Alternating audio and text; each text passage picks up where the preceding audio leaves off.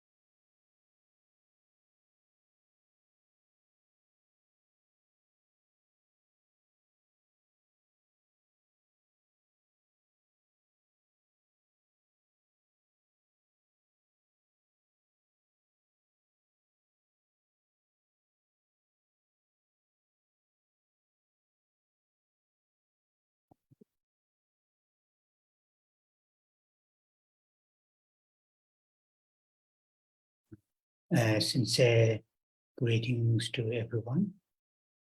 And with this greeting, I want to start the class. And we'll start the class as always, setting the right motivation to join the class. Here, the right motivation according to the our main, the goal or the aim, that is to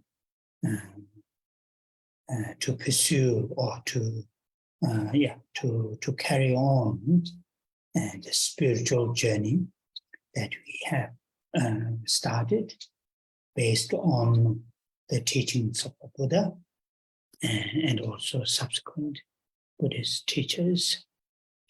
And that means, the holding the mind, taking refuge in Buddha, Dharma, and Sangha, with understanding of the qualities of the Three Jewels, and also with the understanding of the of our current nature, of our current existence, this unenlightened existence.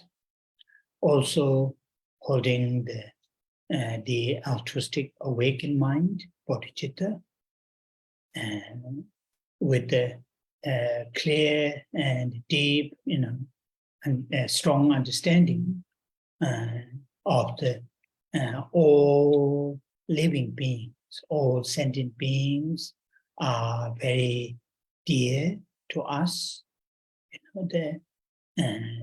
in that way have a strong yearning and longing to serve them, whatever level that we can, without any discrimination, without any exceptions.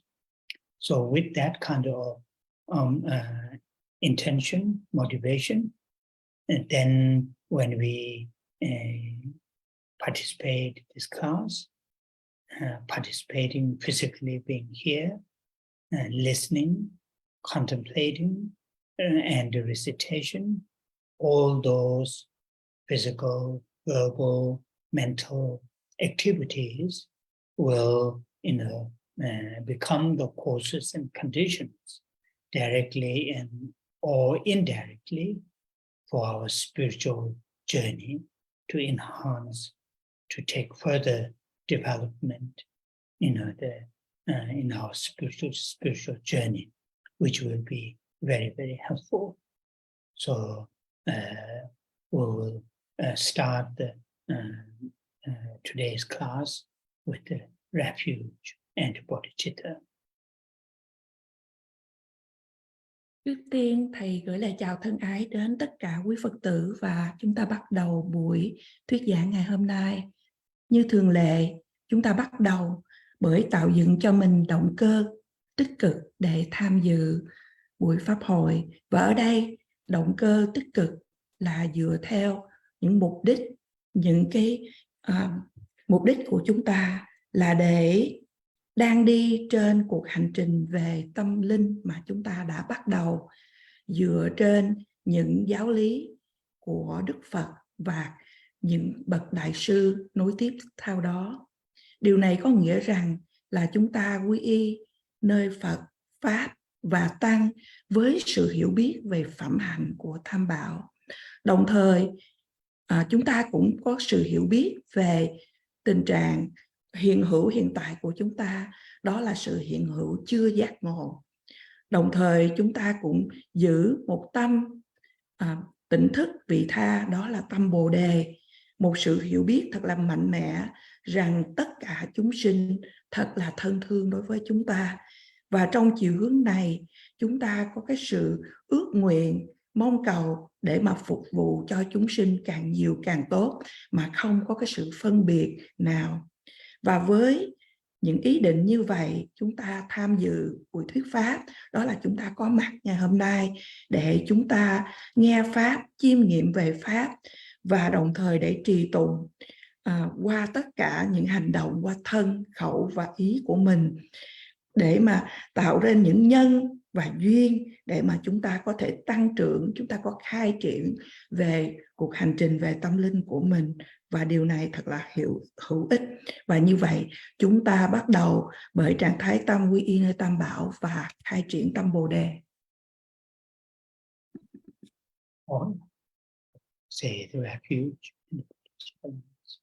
Và bây giờ chúng ta cùng trì tụng với Thầy 4 câu kệ quy y và khai triển Bồ Đề tâm.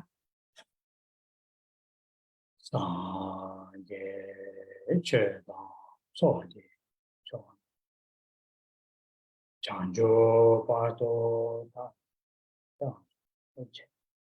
ta ge jeso jive son la penje sanje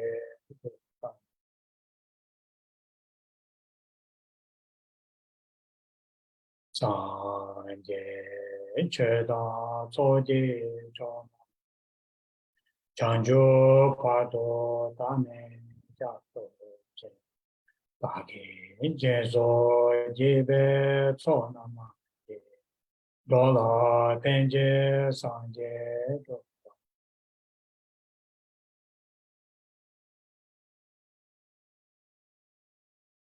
sanje cheda soji chonam chanjo pado dane jato che Jeso jive sonama dola penje sanje do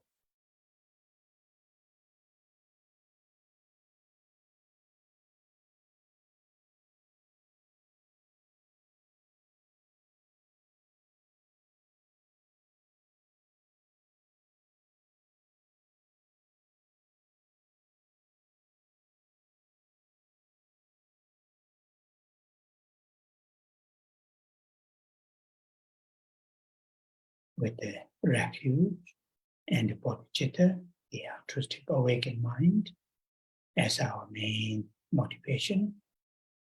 Now I will say Buddha Amitabha mantra several times while I'm saying the Om Amitabha Shri, and hold a very strong love and compassion, and express that love and compassion towards all sentient beings. That include oneself, one's own loved ones, family members, friends, colleagues, and gradually to extend towards all sentient beings. And strongly imagine your sincere expression of love and compassion reach all sentient beings. All sentient beings. Với tâm quy y nơi Tam Bảo và tâm Bồ Đề, đó là tâm tỉnh thức, vị tha. Và bây giờ chúng ta hãy cùng trì tụng với Thầy câu mật chú của Đức Phật A-di-đà Om Amidewa Shri nhiều lần. Trong khi chúng ta trì tụng câu mật chú này, quý vị hãy giữ lòng từ ái và bi mẫn mạnh mẽ. Và quý vị hãy bày tỏ lòng từ ái bi mẫn này đối với tất cả chúng sinh hữu tình. Bắt đầu bằng chính bản thân của mình, đến những người thương của mình, đến gia đình, bạn bè, đồng nghiệp, và từ từ nới rộng ra đối với tất cả chúng sinh. Quý vị hãy nghĩ, hãy quán tưởng một cách mạnh mẽ rằng sự bày tỏ về lòng từ, lòng bi của mình một cách chân thật này dẫn giao tiếp đến tất cả chúng sinh hữu tình.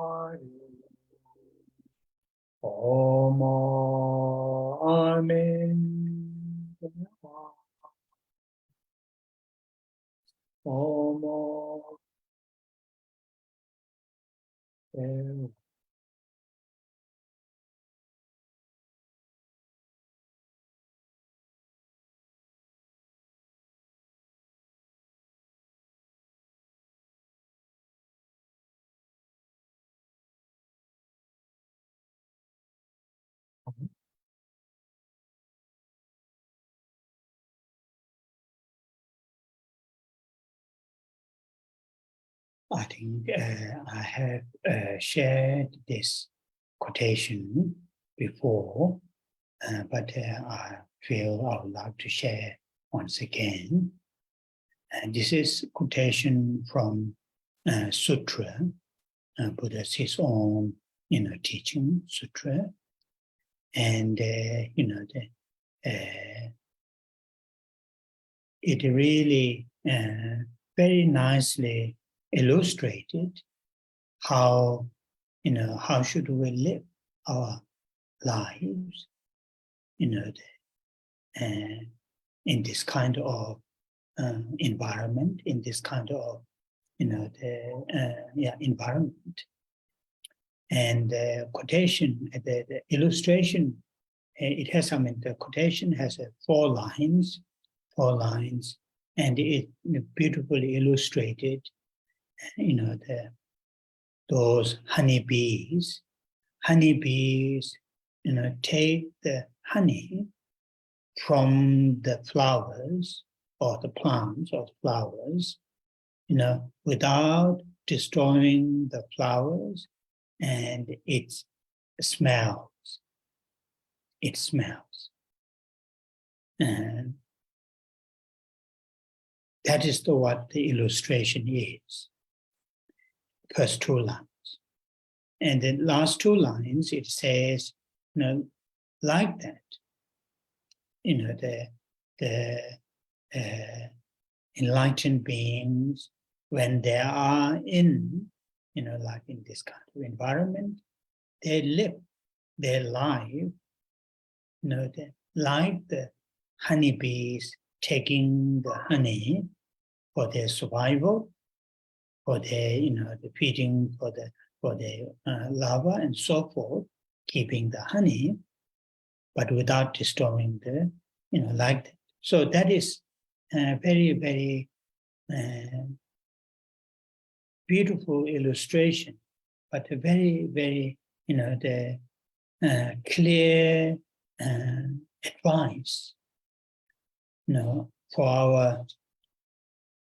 our survival, for our basic necessities, for our needs, we need food, shelter, medicine, friendship, and so on and so on. So we have to take those from the, the community, from the environment, from the society, from the other living beings, but without causing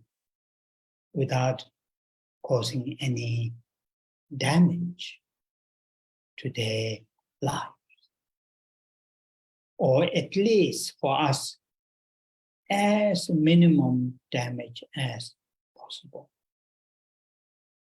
And it is a very, very practical, beautiful illustration.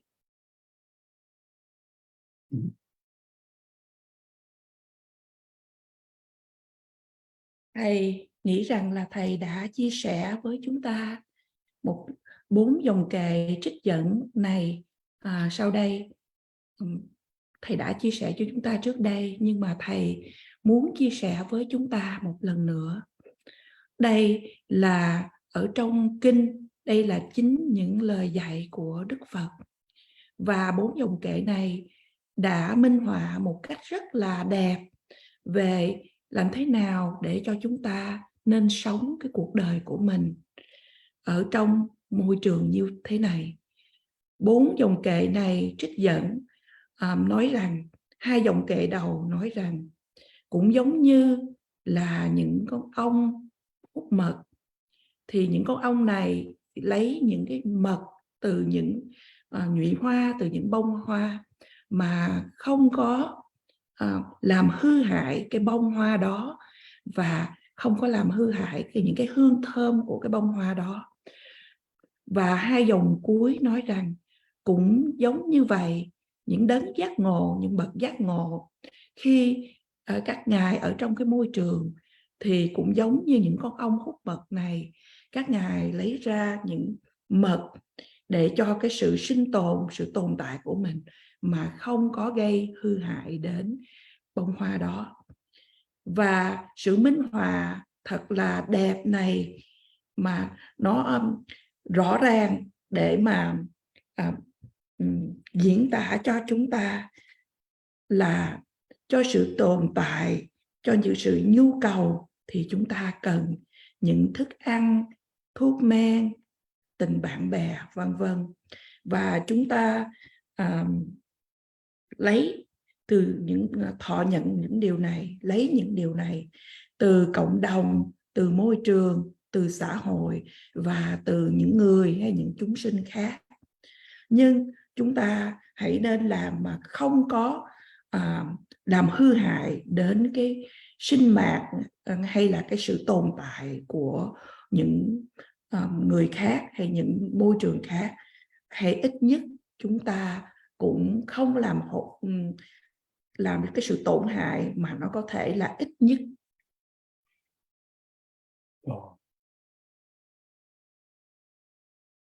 When the honeybees take the honey from the essence, from the flower, and it takes the honey, but without destroying the smell of the flower, and then it leaves. Similar to that for us. Now, of course, we need food, shelter, medicines, those necessities, those needs. And then, when like while we are alive, and like the honeybees leave the flower, when we leave this life, we should try to leave this life without damaging, at least without damaging, without hugely damaging the living beings, the environments, and so on and so forth. And that is here, here in these 4 lines, historical Buddha is not really explaining any deep, profound philosophy. Some other sutras, he did, but here he simply explains, and as I repeated again, very beautifully illustrated from that, from the beings. And we, as a human being, try to live our life, whatever 20, 30, 40, 80, 90, 100 years we live on this planet, try to learn to live, not damaging that much to the living beings, their emotions, their thoughts, their feelings, and the environment. And for that, then what we need is, mindfulness. Mindfulness. One of the tools, one of the instruments or tools is the mindfulness. Be all the time, be mindful. We are not here forever. We are not here forever. Like the honeybees, briefly settle on a particular flowers, take the essence, and then flies. Similar to that, for us, we are not here forever. But while we are here, what our necessity, how to obtain our necessities, our needs, try to obtain without damaging that much to the living beings' feelings, their thoughts, their emotions. And that is, whether we are what you call aiming to attain enlightenment or not, but as a human being, we should try to learn to live that way. And here the tool, one of the important tools is the mindfulness. Because that if we are lack of mindfulness, then we are not aware of what we are doing. And then we are, whether we are collecting or accumulating, our needs, or feeding our our attachment or craving, clinging, those emotions. If we pay close attention, then we will see, we will understand what are the necessities, and when we start to feed our attachment, craving, clinging, then we are aware of that. Then there's a chance we will not do that. So here, there isn't any deep philosophy that Buddha taught, but Buddha simply beautifully illustrated how to live on.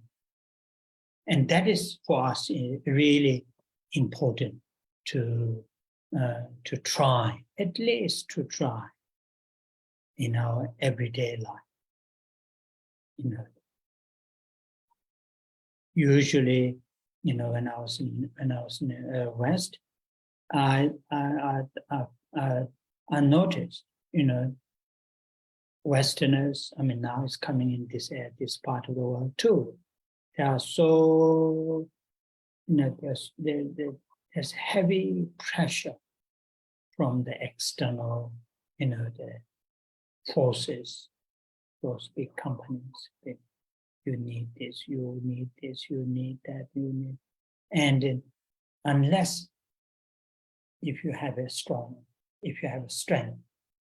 difficult to resist, or difficult to, you know, hold on from that pressures outside. So, you know, we should try to live up, at least not causing too much damage to the world and living beings on this planet.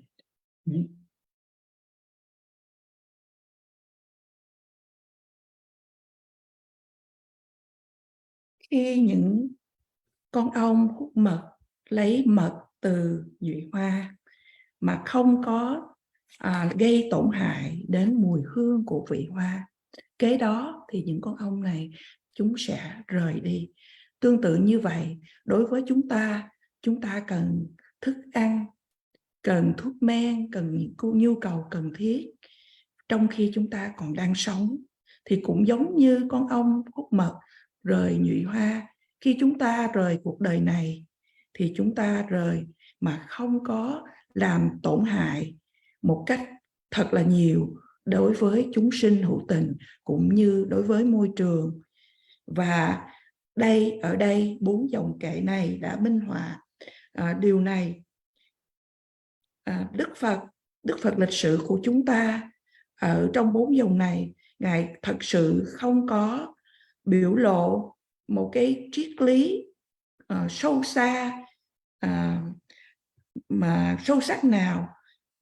Đôi khi có những kinh điển khác Ngài đã bày tỏ những quan điểm đó, nhưng mà ở đây thì để minh họa một cách thật đẹp về con ong hút mật và con người của chúng ta khi chúng ta sống những năm mà chúng ta còn sống ở trên thế gian này, từ 20, 30 đến thậm chí 70, 80 tuổi, thì chúng ta cố gắng để không gây tổn hại đến chúng sinh và cho môi trường.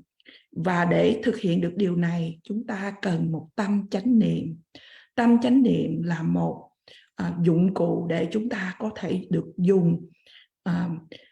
Và như vậy thì cũng như là con ong đến với cái hoa, hút nhụy, lấy ra những cái sự tinh túy từ cái hoa và sau đó sẽ rời bông hoa đó mà đi.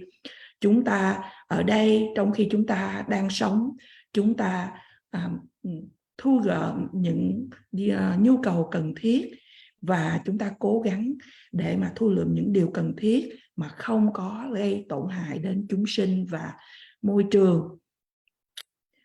Điều này nếu có liên quan đến cái sự để đạt giác ngộ hay không, chúng ta không nói đến, nhưng mà là một con người, chúng ta hãy cố gắng sống một cuộc đời như vậy. Và như thế, dụng cụ để chúng ta có quan trọng để chúng ta có thể áp dụng đó là tâm chánh niệm. Bởi vì nếu chúng ta thiếu tâm chánh niệm này, chúng ta không có tỉnh thức biết được những gì chúng ta đang làm, thì chúng ta cho dù là chúng ta có đang thu gom những điều nhu cầu chúng ta cần, hay chúng ta đang nuôi dưỡng cái sự dính mắc của chúng ta, những cái sự thèm khát, những cái sự tham ái của chúng ta, những cảm xúc tiêu cực, những cảm xúc này, nếu chúng ta chú ý đến nó thì chúng ta sẽ biết được những gì là những điều cần thiết và những gì là những tâm dính mắc hay thèm khát. Và như vậy nếu chúng ta tỉnh thức biết được những điều này thì chúng ta sẽ có thể thay đổi hay điều chỉnh chúng. Và như vậy 4 dòng kệ này chỉ cho chúng ta làm sao sống cuộc đời này, hay làm sao chúng ta cố gắng để sống cái cuộc đời này. Thông thường thầy thấy rằng ở bên phía phương Tây và ngày nay không những vậy đã đi đến những nơi này. Đó là những người sống mà chúng ta có những cái áp lực thật là nặng nề từ những yếu tố bên ngoài. Quý vị, hay là chúng ta cần điều này, chúng ta cần điều này, điều kia và điều nọ, đủ thứ những điều.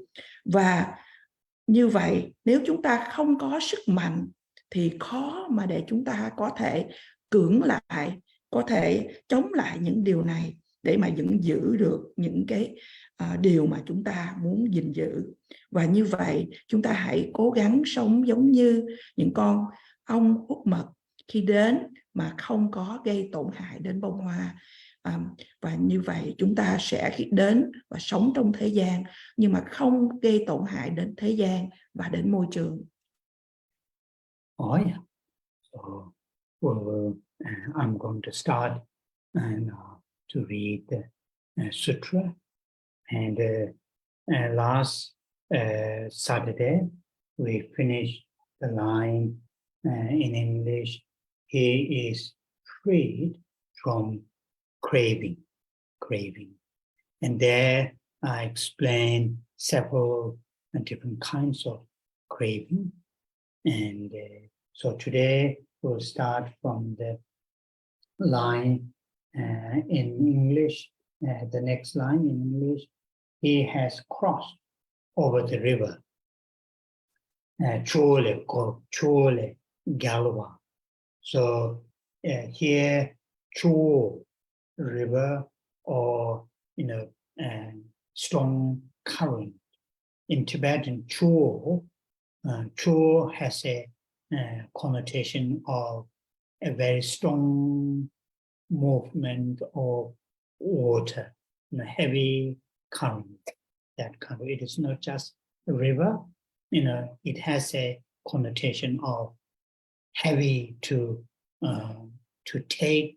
Like even those big objects can be easily take it away, and that's that it has that kind of connotation. Chore. So, for example, if the current is very strong, if current water, the movement is, if the water movement is very strong, then if you want to cross from this shore to the other shore, there's a lot of challenge. If the river is smoothly moving, even if it is very wide, less challenge, isn't it? So here in the Tibetan term, chore, refers to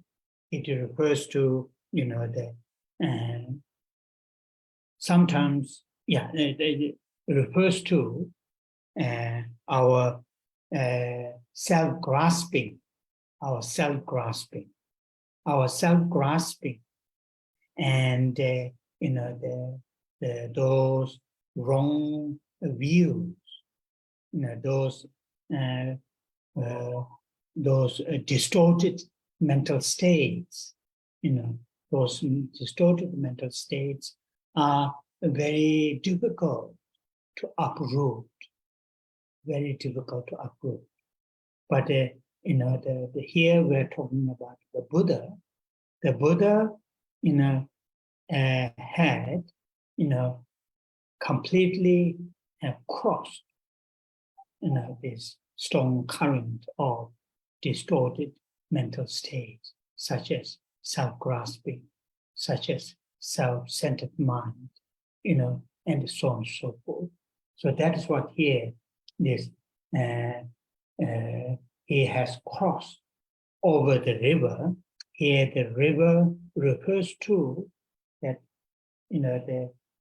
for many lifetimes, being with us, like a long those, some of those rivers, they're like a, what you call it, some of those long rivers, Amazon and some other rivers, have a long, thousands of miles.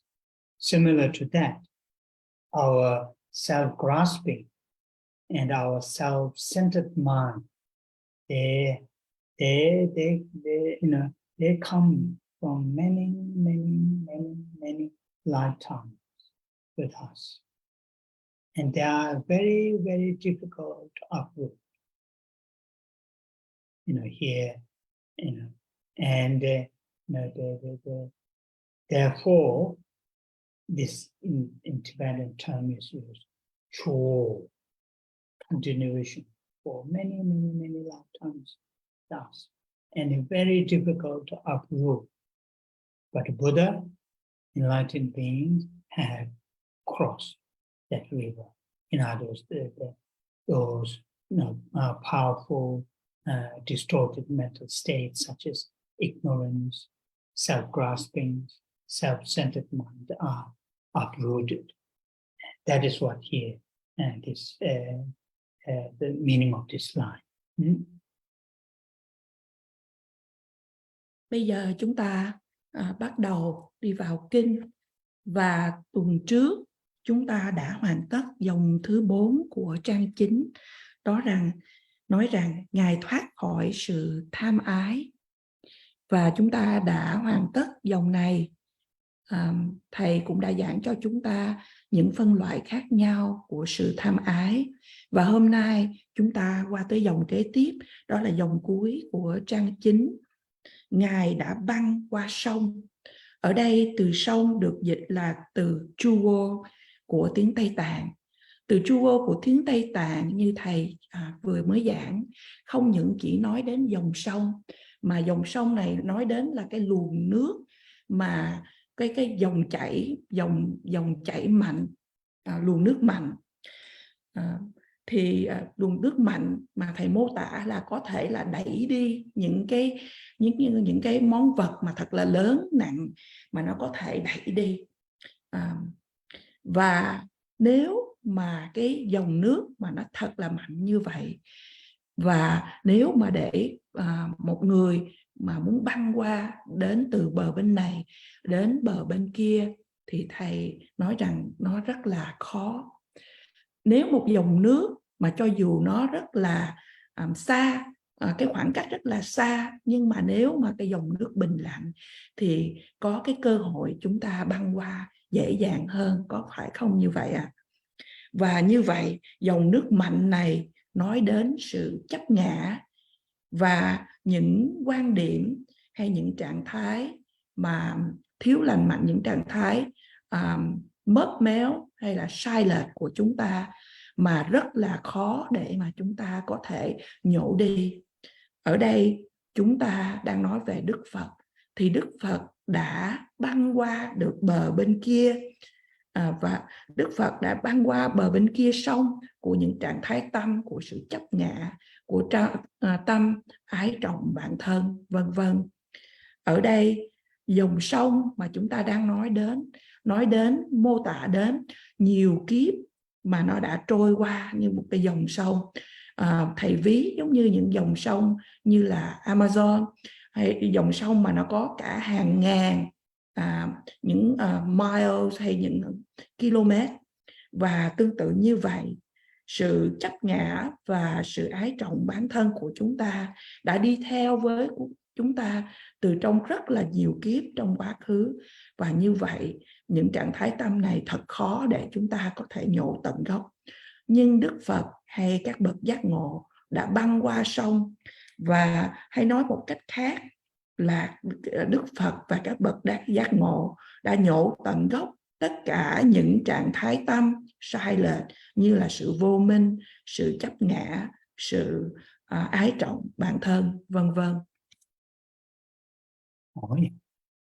And sometimes this, chore, the river or current refers to from the external, not internal. Internally, there's some, there are 4 currents like ignorance, and some like what you call it, so anyway, there are 4, and sometimes the current or the jewel refers to externally. When external 4 currents or 4 rivers, then birth, aging, sickness, and death. Those 4 are also sometimes called, 4 currents or 4 powerful rivers. Why they are called 4 powerful rivers? Our entire existence really, is in these 4, or movements: birth, aging, sickness, and death. Like our existence, is really very much in the process of these 4 events. These 4 events. Internally, some of those distorted mental states, like ignorance, like attachment, I can't remember exactly those 4 internal currents, also like that. So, but in the case of Buddha, he or the enlightened beings, they have, uprooted or eliminated all, these powerful, the what you call the rivers or currents that carries, the living beings without any choice. So that is this, just briefly, the meaning of this line. And the next line is, he is perfected in all the wisdoms. Yeshe Yongsu Dzogpa. Yeshe. And I think I have mentioned this before, saying while we are reading this same text.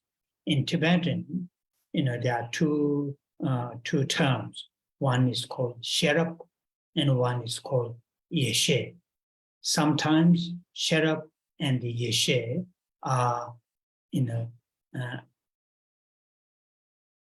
with a certain context, can be interchangeable, same meaning, but not all the time. Not all the time. Yeshe is always refers to those Arya beings. Arya beings are the beings or the practitioners who have realized selflessness or emptiness directly, who have realized, emptiness or selflessness directly. Those beings, what you call the realizations are called Yeshe. Also, sometimes they are called Sherab. So, in that context, these are interchangeable. Sometimes Sherab is translated wisdom, and also sometimes Yeshe is also translated in English as a wisdom. But there are some other terms I can't remember now. Some of those, the great translators, they use slightly different terms for the Yeshe, but sometimes these two are interchangeable. For example, we have Sherab wisdom, but we don't have Yeshe, because I don't have Yeshe, because I don't have direct realization of emptiness or selflessness. So here, when it says he is perfected, all the wisdom here, there are many different stages that our spiritual journey, needs to take, that our spiritual journey, many different stages, many different levels that we have to enhance our, mental qualities. For example, when we talk about 6 perfections, from the generosity to the 6th one, which is the wisdom, there are 6 perfections. And there are many other, the realizations need to be enhanced, need to be cultivated. So that's here the term is used. He is perfected in all the wisdom, all the wisdom. And Yeshe Yongsu Dzogpa in Tibetan, Yongsu Dzogpa. Dzogpa here, the perfected all that is Yongsu, all. In other words, entire the wisdom that needs to be cultivated. The enlightened beings have cultivated all those wisdoms.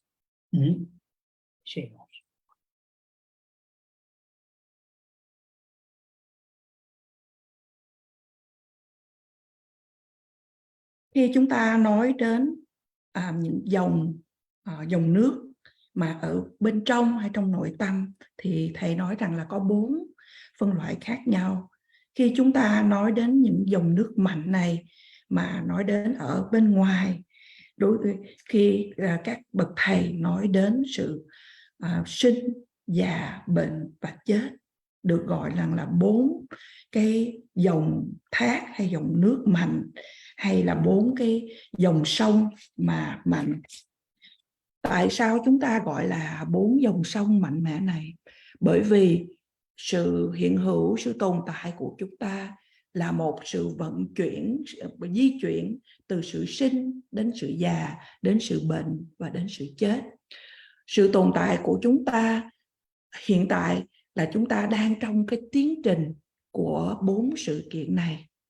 Và thêm vào đó thì chúng ta có những cái trạng thái tâm sai lệch như là sự vô minh, sự dính mắc, vân vân.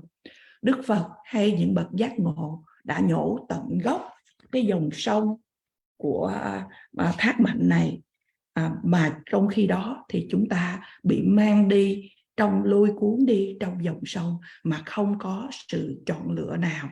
Đây là ý nghĩa ngắn gọn của dòng kệ này. Và dòng kệ kế tiếp, đó là dòng kệ đầu tiên ở trang 10, nói rằng Ngài đạt toàn bộ trí tuệ viên mãn. Ở đây từ trí tuệ được gọi là 2 từ đầu, đó là từ yeshe bằng tiếng Tây Tạng. Thầy nghĩ rằng là thầy đã giảng cho chúng ta 2 sự khác nhau của từ yeshe và từ sera. 2 từ này cũng được dùng khi mà dịch qua tiếng Việt hay tiếng Anh thì chúng ta nghe nói đó là trí tuệ. 2 từ này thầy nói rằng là trong những phạm vi của những cái nào đó thì có thể được dùng thay thế với nhau, nhưng mà không được thay thế với nhau trong tất cả những trường hợp. Cụ thể rằng từ yeshe luôn luôn nói đến các bậc thánh hiền, đó là những chư vị đã tu tập và đã thực chứng được sự vô ngã, và hay là thực chứng được tánh không một cách trực tiếp. Và như vậy có một số từ để miêu tả từ trí tuệ này nữa. Và đôi khi thầy cho chúng ta một ví dụ rằng là chúng ta hay là bản thân của thầy thì là có sera, cũng là trí tuệ, nhưng mà từ tiếng Tây Tạng là sera, chứ chúng ta không có yeshe. Bởi vì để mà có yeshe trí tuệ thì các chư vị phải thực chứng được sự vô ngã hay tánh không. Và như vậy có rất là nhiều những giai đoạn khác nhau trong cuộc hành trình về tâm linh, hay có những mức từng khác nhau để chúng ta có thể tu dưỡng, tăng trưởng về những cái trạng thái tâm của mình. Ví dụ như là lục độ ba la mật, bắt đầu bằng ba la mật thứ nhất, đó là sự bố thí, cho đến ba la mật thứ 6, đó là trí tuệ. Và có nhiều sự tu dưỡng, tu tập khác mà cần phải được trưởng dưỡng để mà đạt đến sự toàn hảo. Thì Đức Phật ở đây trong dòng này nói là Ngài đã đạt toàn bộ trí tuệ viên mãn, Yongsu Dzogpa. Yongsu là giống như là thật hoàn toàn, mà Dzogpa là đã đạt được đến sự viên mãn. Và như vậy toàn bộ cái tiến trình để tu dưỡng của cái sự những gì cần được trưởng dưỡng để đạt được trí tuệ, thì Đức Phật hay những bậc giác ngộ đã hoàn toàn viên mãn. Oh yeah. So the next line in English, he abides in the wisdom of all the Buddhas of past, present, and future. So the meaning here is this: that here it is refers to, the Buddha, whichever Buddha, whoever, the past Buddha, present Buddha, or the future Buddha, when they experience the full enlightenment, when they achieve, if we use that term, achieve full enlightenment, then their realizations are equal. Not one is higher, more advanced than the others. When we, experience full enlightenment, whenever this life, next life, or few lives in the future, when we attain, or when we experience full enlightenment, and our wisdom, our realization is equal, same as those past Buddhas, as the past Buddhas. There's no one is more superior or advanced than the others, as long as they are enlightened beings. So that is what here the meaning. He abides he abides in the wisdom.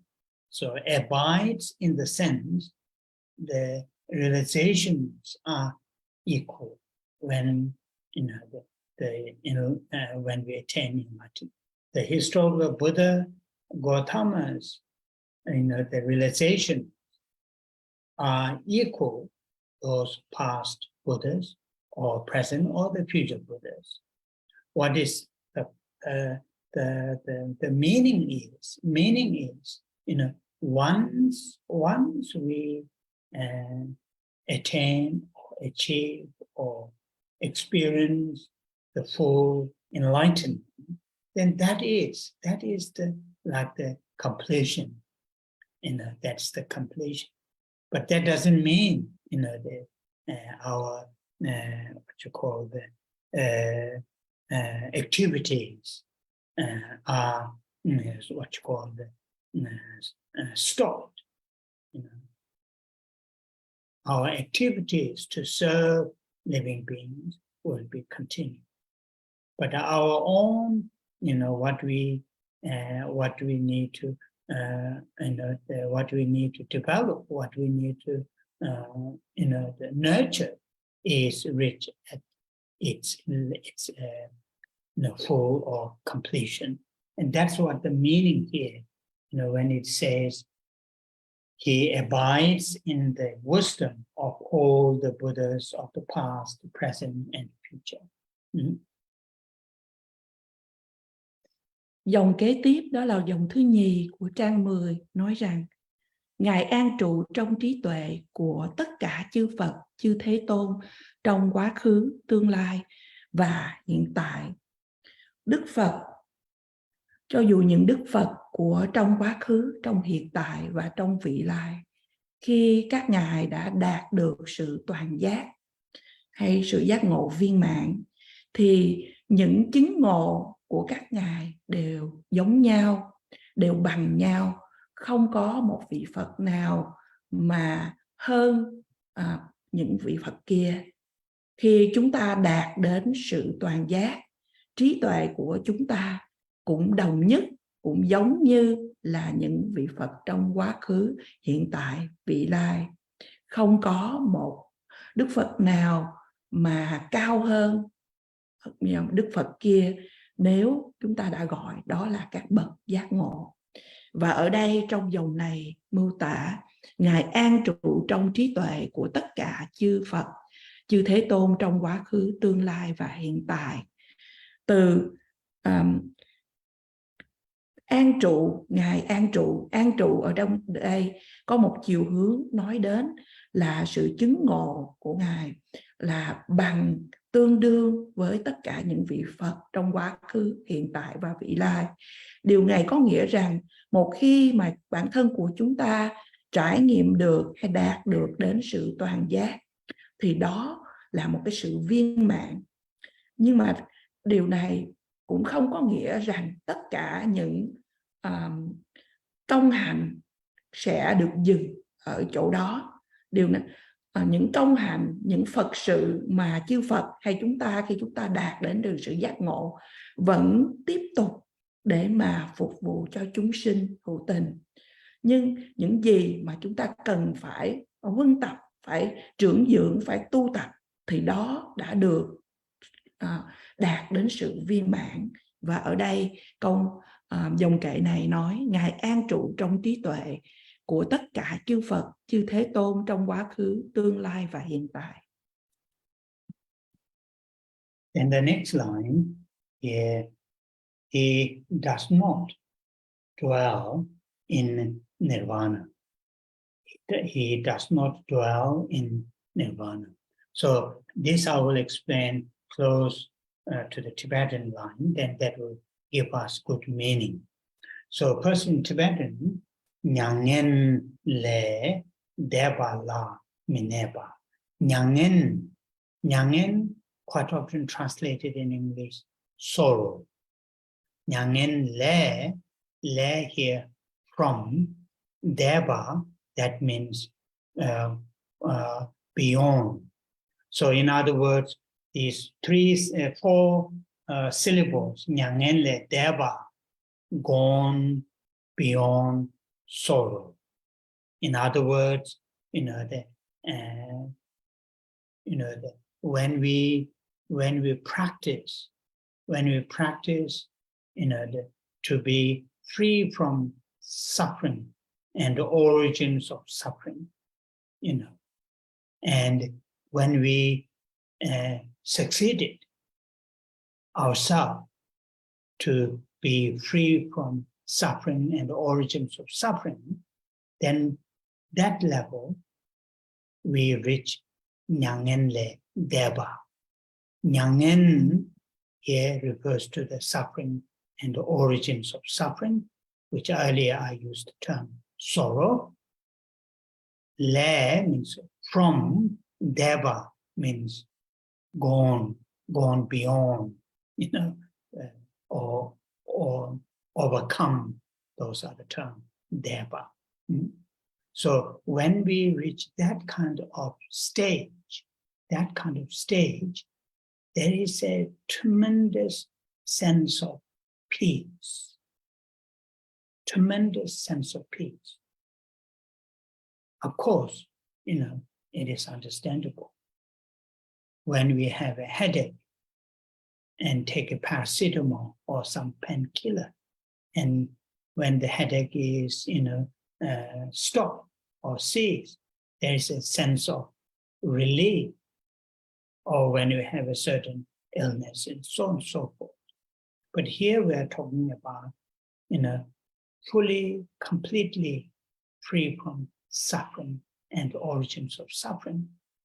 And in that cessation, there is a tremendous sense of peace. In Tibetan, Shiva, peace. And there is a possibility just remain in that peace for long period of time without continuing to attain full enlightenment. This is we are talking about explaining from the Mahayana Buddhist teachings point of view.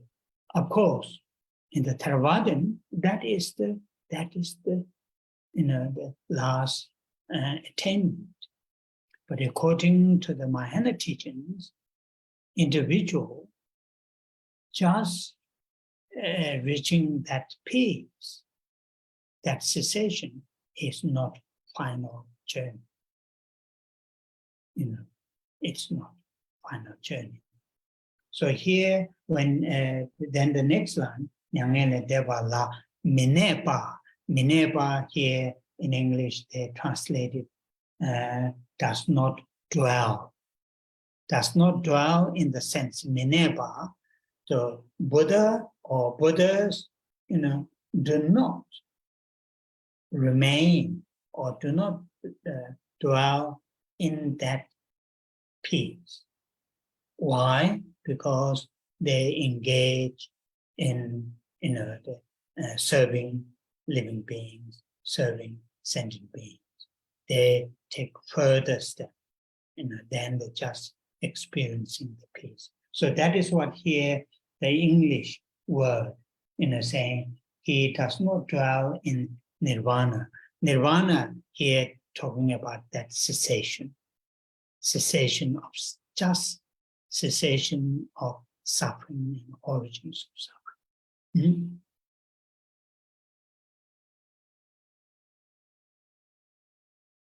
Dòng kế tiếp nói rằng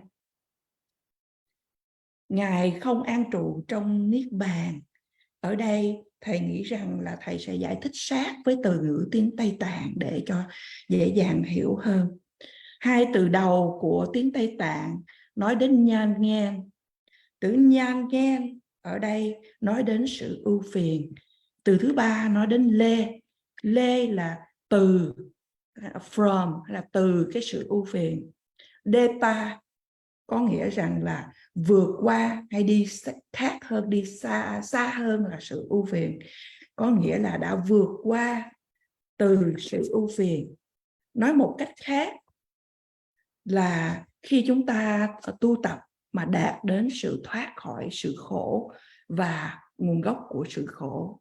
Khi mà chúng ta thành tựu được điều này, thoát khỏi sự khổ và nguyên nhân của sự khổ, ở mức tầng đó chúng ta đạt được đến cái gọi rằng là thoát khỏi hay là vượt qua được những cái sự ưu phiền. Khi chúng ta đạt được đến cái giai đoạn này, sẽ có cái niềm sự an lạc một cách thật là nhiều, được trải nghiệm thật là nhiều cái sự an lạc. Điều này thì cũng dễ hiểu, bởi vì khi mà chúng ta, ví dụ như chúng ta có nhức đầu, khi chúng ta uống thuốc nhức đầu, thì khi mà thuốc nó có tác dụng thì chúng ta sẽ cảm thấy cái đầu của chúng ta nhẹ hơn, chúng ta cảm thấy là đã được làm cho chúng giải vây, làm giảm nhẹ cái sự đau của chúng ta, đau đầu. Cũng như vậy, chúng ta có thể ví dụ những cơn bệnh khác. Và như vậy, ở đây thì được trải nghiệm một cái sự an lạc thật là nhiều trong nội tâm, hay tiếng Tây Tạng gọi là Shiva, hay là sự an lạc. Thầy nói rằng ở mức tầng này có là điều khả dĩ để mà chúng ta hay là chư vị muốn ở lại ở trong cái trạng thái an lạc đó càng một cái thời gian thật là dài lâu, mà không có tiếp tục để mà tu tập để mà đạt đến sự giác ngộ viên mãn. Và đây là được giảng dựa theo quan điểm của Đại Thừa. Ở quan điểm của truyền thống Phật giáo Nguyên Thủy thì nói đây là cái sự thành tựu cuối cùng. Nhưng mà trong quan điểm của Phật giáo Đại Thừa thì khi mà đạt đến cái sự an lạc này, đây không phải là cái kết thúc của cuộc hành trình. Và ba từ cuối trong dòng này nói đến Minepa. Minepa là nói là không có an trụ hay không có ở lại ở trong cái sự an lạc đó. Tại sao? Là bởi vì các chư vị tiếp tục dấn thân vào để phục vụ chúng sinh, chứ không chỉ dừng lại ở chỗ để trải nghiệm được sự an lạc. Như vậy, nếu quý vị nhìn lại trong từ tiếng Anh hay từ tiếng Việt mà chúng ta dịch qua, đó là Ngài không an trụ trong niết bàn, có nghĩa là không có an trụ ở trong cái sự an lạc đó. Và niết bàn ở trong phạm vi này nói đến được là sự tận diệt của sự khổ và nguồn gốc của sự khổ. Oh yeah. Then the next line, he abides in perfect finality. I don't know what the connotation in English, finality. Here in Tibetan, yang thakpa niji thala never. Yang thakpa niji ta. So this refers to Dhammakaya. Dhammakaya in Tibetan, chuku. Once we attain enlightenment, full enlightenment, then in that attainment there are the two sort of forms. Forms should not be understood as a physical, but two forms. Dhammakaya and Rupakaya in Sanskrit. And they're quite often translated in English, form, body, and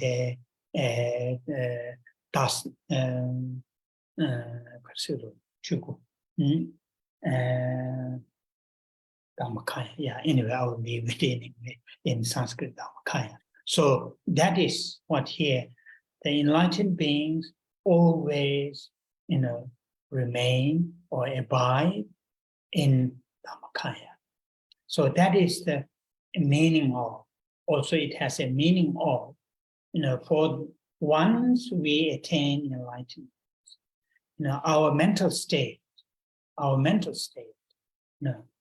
particularly our, the six, not the sense consciousnesses, but the mental consciousness, always, in a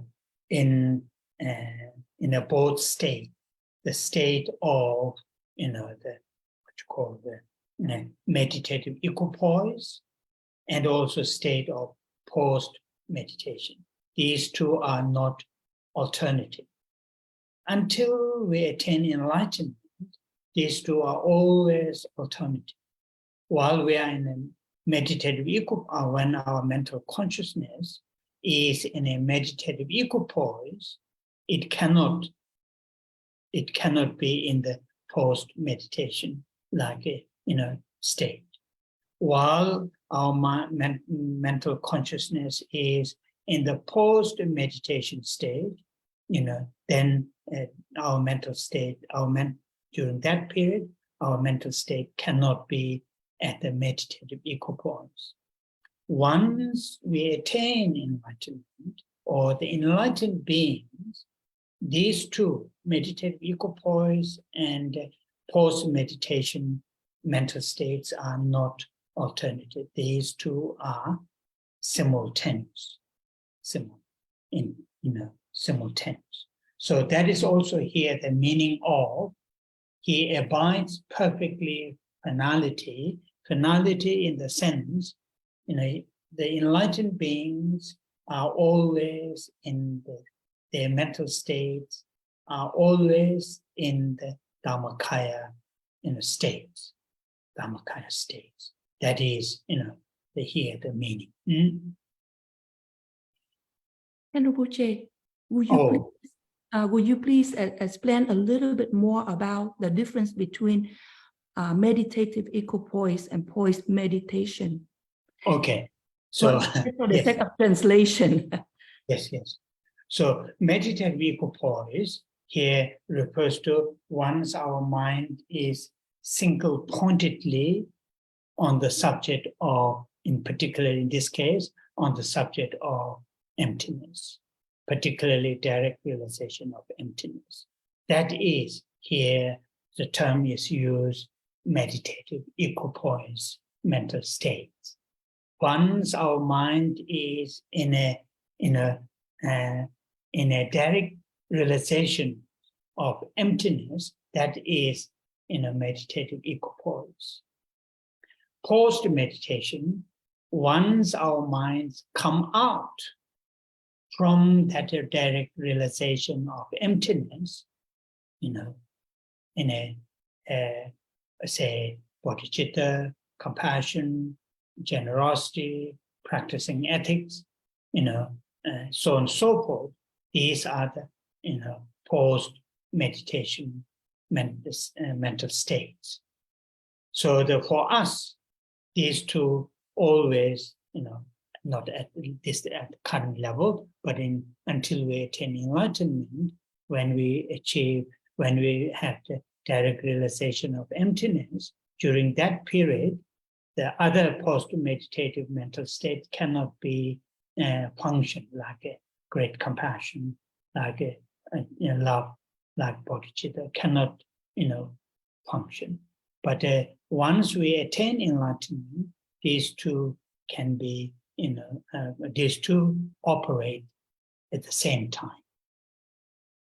Is that clear enough? Yes. Okay. Thank you very much, sir. Okay. Yeah. Và dòng kế tiếp nói rằng Ngài an trụ trong sự tối tượng toàn hảo.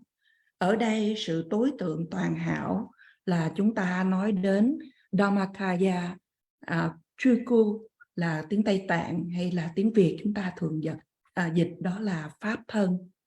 Một khi mà đạt đến sự giác ngộ viên mãn, trong sự giác ngộ viên mãn đó thì có hai hình thể, hai hình sắc, nhưng mà chúng ta không nên nghĩ đây là nói đến một cái thân, hai cái thân vật lý. Thì thầy nói đến hai thuật ngữ đó từ Dhammakaya và Rupakaya. Dhammakaya là pháp thân và Rupakaya là chúng con tạm dịch đó là sắc thân. Và ở đây nói rằng là các bậc giác ngộ đã an trụ ở trong pháp thân. Một khi mà chúng ta đạt được đến sự giác ngộ, những trạng thái tâm thức của chúng ta, thầy nói đến không phải nói đến những thức của những cái cảm giác của ngũ quan về thức, mà nói đến thức, đó là cái trạng thái tâm thức của tâm thức, thì luôn luôn là ở trong hai trạng thái, hai thuật ngữ. Thầy gọi đó là meditative equipoise và post meditation. Thì chúng con tạm dịch đó là ở trong cái sự cân bằng hay an trụ cân bằng trong cái thiền định và sau thời thiền định. Nhưng mà ở đây chúng ta đang nói đến các bậc giác ngộ. Thì trong cái quá trình thầy giảng rằng trong hai cái từ này rằng là khi mà chúng ta nói đến cái meditative equipoise là an trụ trong cái sự thiền định, là các vị đó đã đạt đến sự thực chứng về tánh không. Các vị đó đã định tâm về một điểm để thiền định về tánh không, và đã đạt đến cái giai đoạn đã thực chứng được tánh không. Và sau đó thì các vị đó xả thiền, có nghĩa là sau cái giai đoạn thiền thì khi đó các vị đó thực hiện những hành như là lòng đại bi, như là những hành bố thí, vân vân. Thì trong khi tu tập thì các chư vị chỉ sẽ thay đổi khi thì ở trong một trạng thái tâm này, một trạng thái tâm thiền định cân bằng, hay trạng thái tâm của sau khi xả thiền, mà không cùng một lúc. Nhưng mà trong cái câu này nói tóm lại, Ngài an trụ trong sự tối thượng toàn hảo, có nghĩa rằng là Đức Phật đạt được sự toàn giác, hay các bậc đã đạt được toàn giác, thì đạt được trong cái trạng thái của sự cân bằng trong sự thiền định, và cũng như sau thiền cùng một lúc, trạng thái tâm này trong cùng một lúc với nhau. Đó là trong một chiều hướng nói đến sự tối tượng toàn hảo của pháp thân. In the next line, he remains on the level where he sees all sentient beings. So this is the the meaning is, from this line, the meaning is, the enlightened beings always, remain in a state of serving sentient beings or living beings. Enlightened beings, what you call the serving sentient beings or living beings. There's no sort of in our case, we go on holiday, working after a few months, and at least we take 2-3 weeks on holiday. But enlightened beings are continuously, serve the living beings. There's no time, there's no occasion not serving living beings. And that is really the meaning of this. He remains on the level where he sees that meaning, sees in the sense, the needs to serve sentient beings. Always, what Tibetan, there is a term, tinle, quite often translated in English, activities, enlightened beings, activities to serve living beings are always there. There's no time, there's no occasion not present of the enlightened beings' activities. And that is what he remains on the level where he sees all sentient beings. Dòng kế tiếp nói rằng Ngài ngự ở trên tầng mà nơi đó Ngài quan sát tất cả chúng sinh.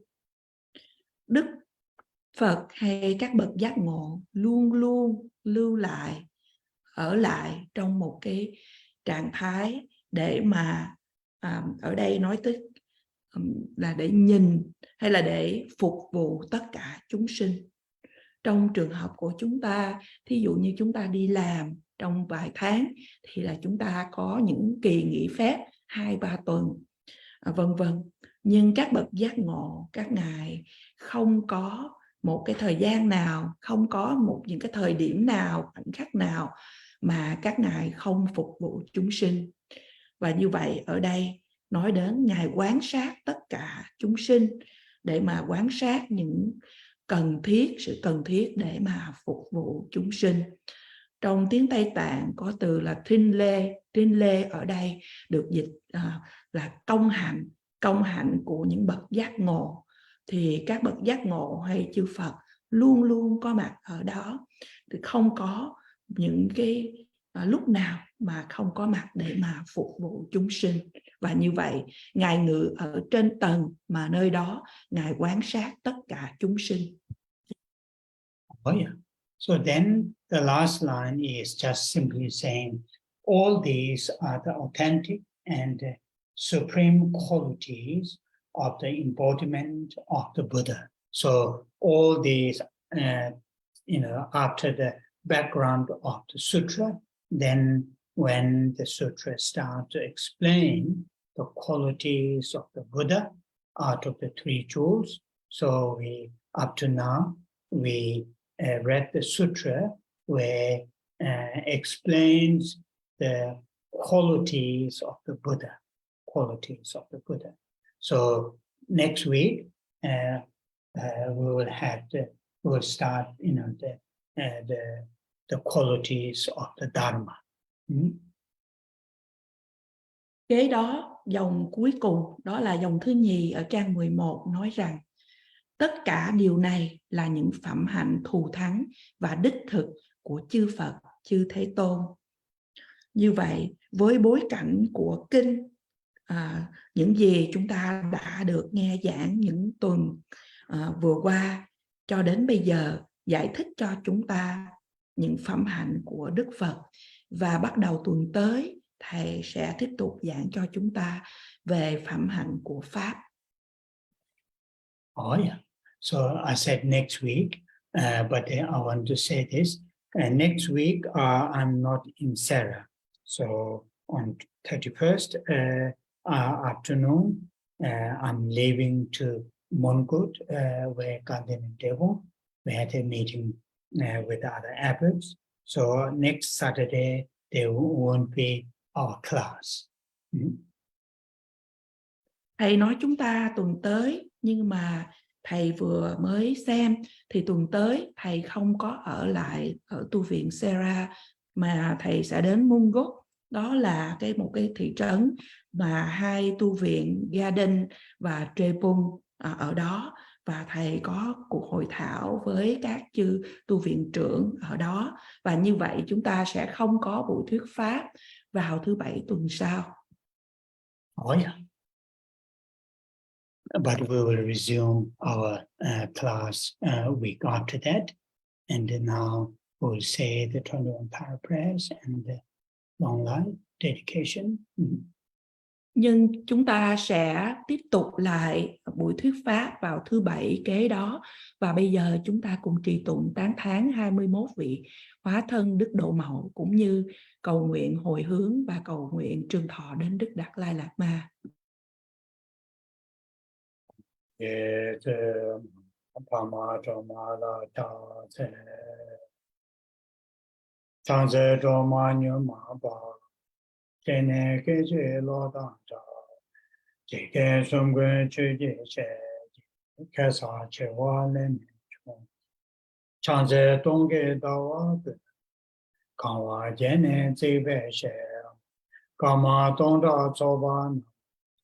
Rabdo chewe rabara, chanze senge chone je, peme chane nambara je, chenpo zundu kato she, seba samde juyu nye, chanze teshin shebe zo, taye nambara jawa je, malu paru jimba to de, jawe seji shindo de, chanze doda rahong ye, Deda choda namka ka, jikden tumbo shabi ne, leba meba guba ne, chanze jajin mela tsamba, longla naso wanju chema, chombo rola tesa nama, nije soje dune dema, chanze jeje chadang pede, paro chugo rabdo joma, ego yenjang shabi ne, Mẹ bara choba shindo bara, chanze ture jeba chen, duji bao na bara chong, chuji shene chonye den, chao tamje ma ru se, chanze gunjo sumzen cha de, seme toga na bara je, ma lu choji kolo jen, rangi weji son ma che, chanze rabdo gawa je, Ujin weji chenwa pe, sheba rabshi tuda na, dudan jikden wanto tse, chanze sashi gyongwe tso, tamje guba numa nye, chonye yewa yige hongba tamje nambara jo, chanze dawe dungbo, yenba tamje shindo para, rebe chone weba ne, Tabara shindo verava tsema, chanze kebe tamame, barwe chinwe unene, yejang yungu mukune koroke, daye pungne nambara chom, chanze sashi ngala chagi, tilgi nujin shagi dom, chonye jinze yege hongi, rinpa dumbo namne gema, chanze dema gema shema, Nyangen deshin junye, sowa omda yangda tenbe, diba chenpo chomba nyema, chanze kune korwa kawe, chaye lune nambara kema, ike chube ngane kwebe, diba honde chomba nyema, chanze ture shamne tabe, honge nambe sabi nyema, rera menta ratang peche, Jikden sumna yewa nyem, chanze laye choye nambe, rita tajin chana nam, Tara Niju Peje, Duna Malu Pane Sam, Chanze Vai Sonam Jebo, Pada Niam Ji Dem, Gwene Koja Gawa Ji, Zeta Melamanya Basem, Chanze Nima Tawa Jebe, Jini Bola Ravasem, Ara Niju Dudara, Shindo Tabe Rene Sem, Chanze Tini Sunam Gwe, Shive Tutan Yanda Dem, Dudan Rona Nujun Zon, Jomba Dure Rabjo Niem, Zawe Ngaje Deba Deda, Chanze Wane Nidu Za.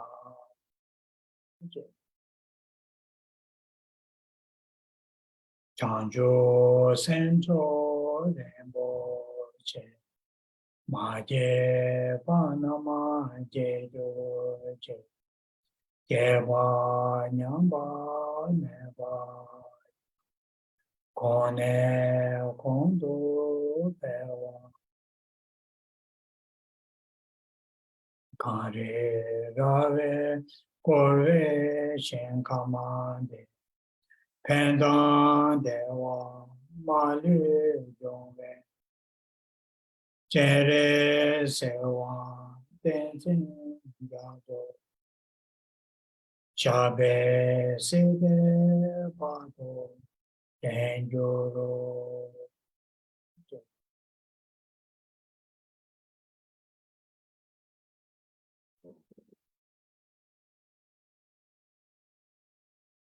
Oh yeah. Thank you. Thank you very much. Thank you very much. Thank you. Thank you, Rinpoche.